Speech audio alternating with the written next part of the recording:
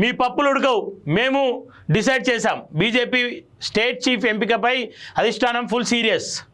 Okay, వ్యక్తిగత అవసరాలకు no, party ప్రయోజనమే ప్రధానం. రాష్ట్ర నాయకత్వంపై ఫుల్ క్లారిటీ.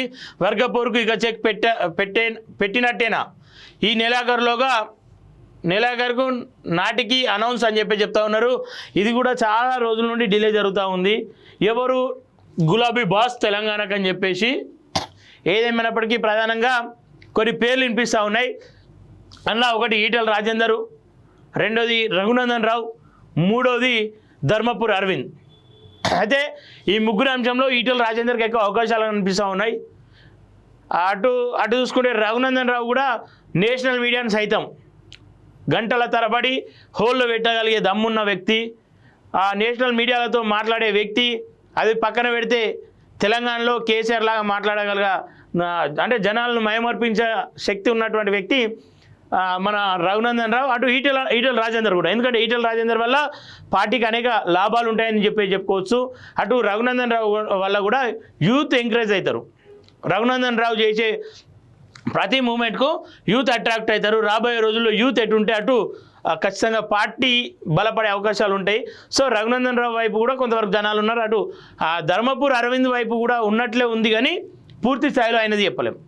ఆయన కూడా టాకింగ్ పవర్ బలంగా ఉంది.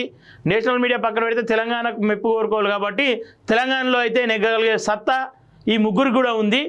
అందులో రఘునందన్ రావు, అటు ఈటెల, ఈ అరవింద్ అన్న పేరు, ముగ్గురు పేరు అయితే కనిపిస్తూ ఉంది. చూద్దాం మరి ఎవరి వైపు అధిష్టానం ఫోకస్ పెడతా ఉంది. అటు మళ్ళీ బీసీ వర్గాలకి మధ్యలో బీసీ పోరు కూడా ఎక్కువ ఉంది కాబట్టి మరి బీసీ నాయకుడు అయితే బాగుంటుందని చెప్పేసి ఆలోచన కూడా చేస్తారు. కాబట్టి ఈటెల రాజేందర, ధర్మపురి అరవింద్ అనే ఆలోచన చేస్తూ ఉన్నారు. అలాగే ఈటెల రాజేందర్కి ఇస్తే పార్టీకి రెండు రకాలు ఉంటాయి. అటు బీసీలు, ఇటు ఓసీలు. అటు భార్య జముననేమో ఓసీ, ఇటు భర్తనేమో ఈటెల రాజేందర్ ఏమో భార్య జముననేమో ఓసీ, భర్త ఈటెల రాజేందర్ ఏమో బీసీ. సో రెండు వర్గాల నుండి కొంతవరకు పాజిటివ్ వచ్చే అవకాశం ఉంది కాబట్టి అటు ఆలోచిస్తుందనే అనుకుందాం. ఎవరైనా సరే రాష్ట్రంలో రాష్ట్ర నాయకత్వం ఎవరికి ఇచ్చినా సరే రాష్ట్ర ప్రజల ప్రయోజనాల కోసం పోరాడితేనే రాష్ట్రంలో మీ పార్టీకి ఒక ఉనికి ఉండే అవకాశం ఉంటుంది. కానీ సోషల్ మీడియాలో వైరల్ చేస్తానో లేదంటే లగచర్ల ఇష్యూలో ఇంతవరకు వాళ్ళు మాట్లాడలే, అట్లాంటివి మానుకొని రాష్ట్ర ప్రజల ప్రయోజనాల కోసం మాట్లాడితే బాగుంటుందని చెప్పేసి కోరుకుంటా ఉన్నాం. కమలం పార్టీ కేంద్రంలో చక్రం తిప్పుతోంది, కానీ తెలంగాణ గల్లీల్లో అపసోపాలు పడుతోంది. రాష్ట్ర వ్యాప్తంగా కమల శ్రేణుల్లో జోష్ భారీగానే ఉంటున్న ఓటు పార్టీ బలోపేతం విషయానికి వచ్చేసరికి మళ్ళా గుల్లలు పడాల్సిన పరిస్థితి ఏర్పడుతుంది. గుల్లలు పడాల్సిన పరిస్థితి ఉంది. ఇందుకు ప్రధాన కారణం కమలం పార్టీ నేతల మధ్య సమన్వయం లేకపోవడం అని తెలుస్తుంది. దీనికి తోడు పార్టీలో అంతర్గత వర్గపోరు ఆరస్థాయికి చేరింది. కమలాల నేపథ్యంలో ఆధిపత్య పోరును ప్రదర్శించుకోవడం మినహాయిస్తే బీజేపీని గ్రౌండ్ లెవెల్లో బలోపేతం చేద్దామనే సోయి కనిపించడం లేదు. వాస్తవం ఇది. ఏ పార్టీ నాయకుని కూడా అధిష్టానం ఓల వైపు ఉంది. లేదంటే ఈ వర్గానికి సంబంధించిన వ్యక్తులు ఈ వర్గానికి ఫ్లెక్సీలు కట్టియాలి, కొంతమంది ఫోటోలు తీసేయాలకి వెళ్ళి ఒక ఎమ్మెల్యే ఉన్నప్పుడు అంటే పేరు ఎవరియో చెప్పగానే మా దుబ్బాక ప్రాంతం ఎమ్మెల్యేగా ఉన్నప్పుడు వేరే ఎమ్మెల్యేల ఫోటోలు వేసి రఘునందన్ రావు ఫోటో మర్చిపోయారు.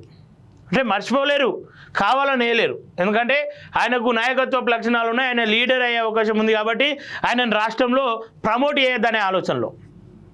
సో అట్లాంటి వర్గపోర్లు తారస్థాయికి చేరినాయి. ఎట్లా అంటే పీక్స్లో వెళ్ళిపోయినాయి అవి. కానీ రఘునందన్ రావు ఎక్కడ కూడా తగ్గలేదు ఆ విషయంలో అయితే. అంటే మా ఎమ్మెల్యే కాబట్టి, గతంలో మా మాజీ ఎమ్మెల్యే కాబట్టి ఆయన గురించి చెప్తున్నా. ఇక ఈటెల రాజేందర్ అన్నకు ఏం లేదని చెప్తలేను, కానీ రఘన్న గురించి అయితే మా ఎమ్మెల్యే కాబట్టి ఆయన గురించి చెప్తున్నా. నేను చాలాసార్లు గమనించిన, అరే ఈ ఫ్లెక్సీలో మా ఎమ్మెల్యే ఉండా అంటే రాష్ట్ర స్థాయిలో ఒక ఫ్లెక్సీ కట్టినప్పుడు మా ఎమ్మెల్యేనే కదా, మా ఎమ్మెల్యే ఉండా అని చెప్పి చూసుకుంటుండే. ఇప్పుడు ప్రస్తుతం ఎమ్మెల్యేగా ఉన్నప్పుడు ముచ్చట చెప్తున్నా. ఈ క్రమంలోనే తెలంగాణ బీజేపీపై బీజేపీ అధిష్టానం ఫుల్ ఫోకస్ పెట్టింది. స్వయంగా మోదీ, అమిత్ షా రంగంలోకి దిగారు. తెలంగాణలో ఏం జరుగుతుంది, పార్టీ పరిస్థితి ఏంటి, లోక్సభ ఎన్నికల్లో 8 స్థానాల్లో విజయం సాధించిన అసెంబ్లీ ఎన్నికల్లో ఎందుకు వెనుకబడిపోయాం, గ్రామ స్థాయిలో ఎందుకు బలోపేతం కాలేకపోతున్నాం తదితర అంశాలను ఆరా తీశారు. ఆరా తీశారని చెప్తా ఉన్నారు.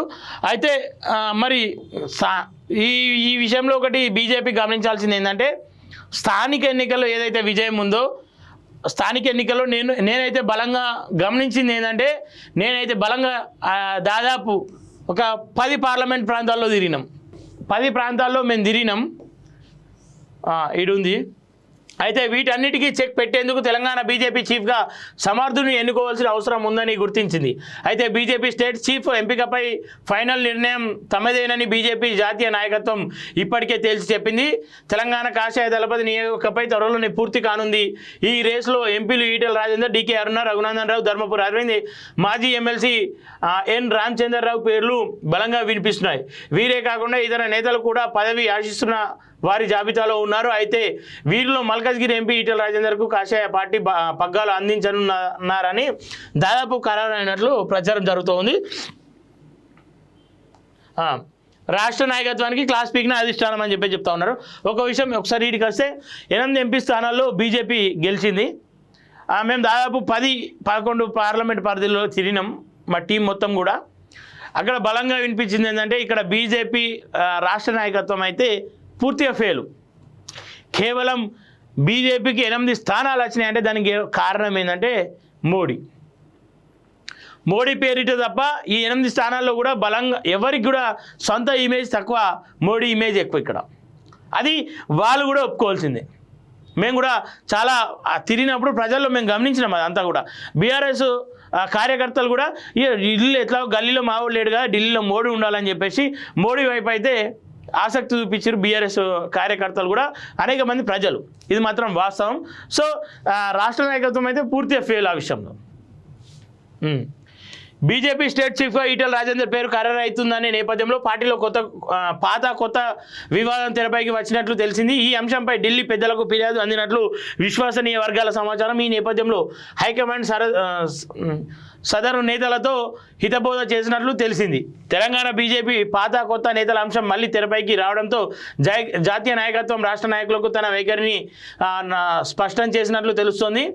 కొత్త వారికి పగ్గాలు అప్పగిస్తే పార్టీలో ఇబ్బందులు తలెత్తే అవకాశం ఉందని ఫిర్యాదులు అందడంతో హైకమాండ్ ఇన్నాళ్ళు రాష్ట్ర నేతలు చెప్పింది విన్నామని, బీజేపీలోకి కీలకంగా ఉన్న నేతలు మాట ప్రకారమే నిర్ణయాలు తీసుకున్నామని, అయినా ఆశించిన స్థాయిలో ఫలితాలు రాలేదని గట్టిగా తిరస్కరించినట్లు సమాచారం. అందుకే స్టేట్ చీఫ్ నియామకం అంశంపై ఫైనల్ డిసిజన్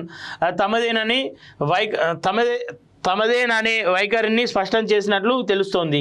రాష్ట్ర నేతలు ఎవరి మాట వినేది లేదని, వారి అభిప్రాయాలకు అవకాశం లేకుండా తాము చెప్పింది వినాల్సిందేనని ఆర్డర్ వేసినట్లు సమాచారం. పార్టీ అవసరాలకు అనుగుణంగా ఎంపిక ఉంటుందని హితబోధ చేసినట్లు వినికిడి. అయితే కమల దళపతి నియామకానికి సంబంధించిన అఫీషియల్ అనౌన్స్ ఈ నెలాఖరుకు వచ్చే అవకాశం ఉందని తెలుస్తోంది. సమన్వయ లోపంపై సీరియస్. తెలంగాణ నేతల మధ్య సమన్వయం లేకపోవడంపై హైకమాండ్ ముందు గురించే ఆగ్రహంగా ఉందని, గతంలో మునుగోడులో ఉప ఎన్నికల్లో ఈ అంశం వల్లనే ఓడిపోయామనే చర్చ జరిగింది. ఈ అంశం హైకమాండ్కు తెలిసింది. ఆ తర్వాత ఎదురైన పరిణామాలకు సంబంధించిన నివేదికలు తప్పించుకున్నట్లు తెలిసింది. అందుకే స్టేట్ చీఫ్ నియామకంపై హైకమాండ్ అనుచిత వాళ్ళ సొంత నిర్ణయం అయితే తీసుకుంటున్నట్లు తెలుస్తుంది. ఏదేమైనప్పటికీ తెలంగాణ చీఫ్ ఎవరు అనేది ఈ నెలాఖరులోగా తెలుస్తా అని చెప్పేసి క్లారిటీ అయితే ఇస్తారు. సుధా మరి ఎవరిని దాదాపు 3 పేర్లు అయితే బలంగా వినిపిస్తున్నాయి. ఇంకో పేరు 4వ పేరు మహిళలకు కూడా ఇస్తే బాగుంటుందని చెప్పేసి వినిపిస్తూ ఉంది. ఏదేమైనప్పటికీ ఎవరికి ఇచ్చినా